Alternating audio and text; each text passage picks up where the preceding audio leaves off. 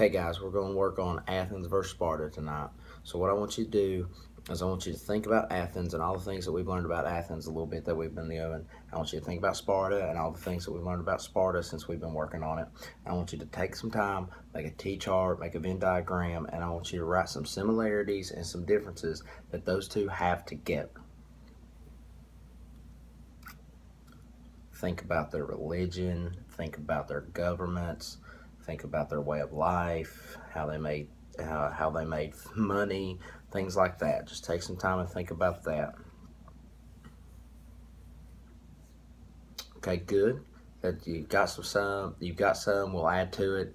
Looking at this today, so Athens and Sparta were the two most famous city-states out of Greece. We know the city-states were what they identified with, that Greece was one, but it was made up of many different separate entities, and they related to their city-state, not to Greece. And we know that Sparta and Athens were very different. Athens' government.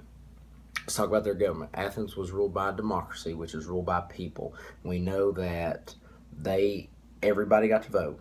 They had a complete democracy. Now, in America today, we have a representative democracy, and that means that we, the people, get to vote for people who vote for us.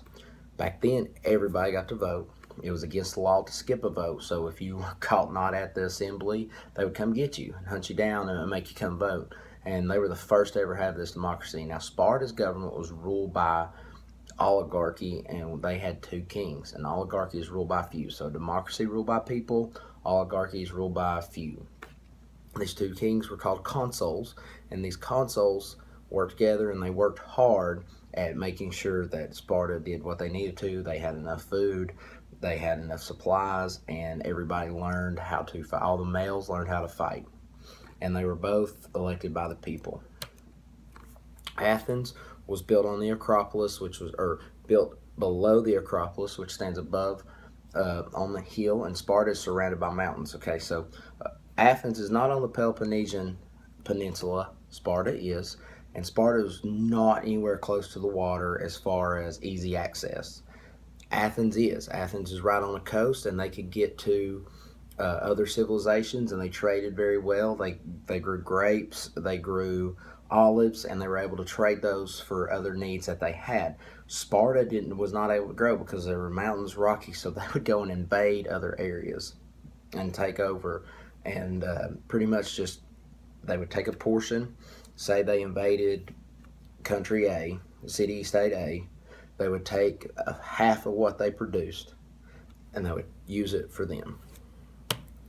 And Athens was a very creative city-state. They focused on education, they focused on beauty, the arts, and just they lived a very lavish lifestyle because they were able to trade and able to go out, and so they had a ton of just character and culture that really came into them, and they spread it out also.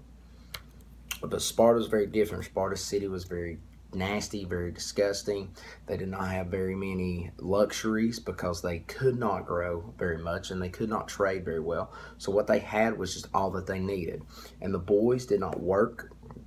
The boys did not go to school. They had military training from a very early age. They would go into barracks whenever they hit age 7, and they lived in those barracks until 60 years old whenever they were no longer a part of the army. Girls in Athens were not considered to be very high. If their parents were rich, they could get education. Other than that, they didn't. And girls were not allowed to take part in anything, business, education, anything like that. In Sparta, it's very different, though. Girls were considered very higher class because they were at home. But I told you the boys went to barracks. They were allowed to have wives, but they were not at home to help the wives care for the kids. And so those kids were raised by the moms, and the moms had military training. They had to be fit, and they had to be somewhat educated in order to help their children become better warriors. They had very different ways of living their lives, like we talked about. Athens was able to spread their culture, and they did this by going, spreading, invading, and taking over other city-states and other areas, Troy and up through Mesopotamia and that area. However, Sparta only took over if they needed supplies, if they needed crops, things like that. And so they were very different in that. Although Sparta focused on war, they didn't like to go out and do war unless they needed to. Now they did fight each other. Athens and Sparta fought, and Sparta won. You got to think about Athens' navy was their strong suit of their military. They didn't have a lot of water around Sparta, so the navy didn't do them any good. But Sparta really focused on hand-to-hand combat, and we know that they used a phalanx whenever they fought, and so Sparta really was just on the forefront of a good phalanx, and so they were able to keep that. And so we know that Sparta did not take over Athens whenever they won because it was too far away, but they made Athens promise never to invade them. Now, that's some of the things we were talking about tonight. Bring your T-charts, bring your Venn diagrams, bring this paper, and come ready to work tomorrow. We'll go over these and we'll talk about it more. See y'all.